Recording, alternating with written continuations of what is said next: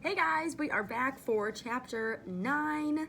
Langston, last time we heard about all of their weekend routines. Langston is obviously still feeling very homesick and missing everything about Alabama. We hear that trend a lot. He's always talking about Alabama. So sad. So let's see what happens in chapter 9. Here we go. I found the letter came in the mail last week. Daddy been hiding it under his bed. I'm up late for school and Daddy left me behind. Usually we walk together to the end of the block, then he goes left for the L and I go right for school. Today I turn the apartment upside down looking for my key. I find 4 pennies fell out of Daddy's pocket and one of my old marbles I'd been looking for. In a crack between the floorboards, I finally find the key. But while I'm looking under Daddy's bed, I see a shoebox pushed all the way back into the corner. I know it isn't right. Can hear Daddy's voice in my head saying, looking at something don't belong to you is same as stealing, a sin.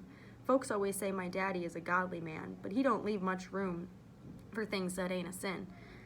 So even though I know it's a sin, I open the box and take a look. I see a couple of letters with the wiggly writing, and other letters at the bottom tied with a ribbon. These don't have envelopes, just girly writing, smell like perfume. I'll get to those later, but first, I open the letter I want. Dear Henry, God's blessing on you and Langston. God's blessing on you and Langston. Hope you both are well in Chicago, but it's cold there now. Henry, I'm sorry to tell you Mama is doing poorly. Since she got that cold last month, she can't seem to get it right. Keep me up half the night coughing, not that I'm complaining. God has blessed me with the strength to carry on in good times and bad. We sure appreciate the money you've been sending, but with her cough getting worse, I may need a little something extra to get her to the doctor if you have it to spare. Tell Langston be good for his daddy. Prayerfully yours, Lena. And Lena is Langston's aunt. So I think it's the dad's brother. So that means that Langston's Langston's grandma is not doing well and has a really bad cough. That's what I'm getting. All right. Grandma is sick? I've never seen my grandma sick a day in my life. I barely saw Grandma sit down, let alone take to bed. Mama said that was because she was used to taking care of herself after Daddy's daddy died. Since then, she had to be a mama and a daddy. A man and a woman, I guess. She cooked just as good as she farmed. Sundays after service seemed like half the church would come by for supper. Grandma had a long table and she'd lay out dish after dish on her old lace tablecloth. After the ham, macaroni and cheese, fried okra, biscuits, green beans swimming in butter, and sweet tea, Mama and Aunt Lena cleared the table and brought out the pies. Grandma sat at the head telling stories.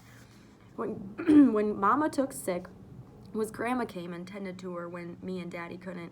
Treated Mama like a newborn baby, washing her, feeding her, changing the sheets when she wet herself, and at night, after Grandma cooked our dinner and cleaned up too, she sat by the bed, brushing and plaiting Mama's hair, and singing songs so sweet my eyes filled with water. She loved Mama near as much as me and Daddy. God bless me with another child I didn't have to birth or burp, she'd say and laugh. She knew Mama's family before Mama was even born. Her people lived down the road till they passed when Mama was still young. I am so late now, I'm going to get sent to the office. I put the key in my shoe and raced down the steps to school.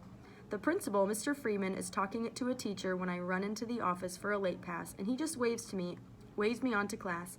I slip into my seat, trying to quiet my breathing so Mrs. Robbins don't turn around from the chalkboard. Between the letter and being late, I barely noticed that Lyman didn't come to school. Means I can take my time going to the library. Clem and Enril barely look at me as I walk through the schoolyard. On the way to the library, I notice the trees and the sidewalks have leaves that are just starting to turn yellow. The same yellow I watched from my bedroom back home every year when the weather started to turn. In the spring, the smell of white blossoms made Mama smile, and on a hot Alabama day, you could almost hide from the sun under its branches. Every year, when the first flowers showed up, Mama would cut off a few branches and put them in water in a mason jar. Sit them right in the middle of the kitchen table. So we don't have to go outside to smell springtime, she'd laugh. Daddy said she was looking at too many of those white women's magazines, but I thought they looked real pretty. Think he did too. We both loved how white blossoms on a branch could make her so happy. Downstairs in the lobby, I plop my book on the librarian's desk. Finished early. I want to take out more, I tell her. She laughs. That's fine. Here, she points. The return slot is there. Just put them in there and go check out more books. Thanks, I mumble, shamed again not to know how the library works. You have any books on trees, I ask. Right over there in the nonfiction section. Try the 508 call numbers, she says. Don't know what nonfiction means or if there are really 580 books on trees, but I look anyhow. I walk up and down the rows and then I see one book and a lot more all about trees. All kinds of trees too. I never knew there were so many. I take one of the tree books down from the shelf and go to the table by the window. I look through the pictures for a magnolia tree and find one right in the middle of the book, a big color picture, smooth and shiny. I add another Langston Hughes books on top of the magnolia book and pull my card out of my satchel and wait for the librarian to thunk the stamp in my books. And that is the end of chapter 9. So I will see you back for chapter 10. Bye!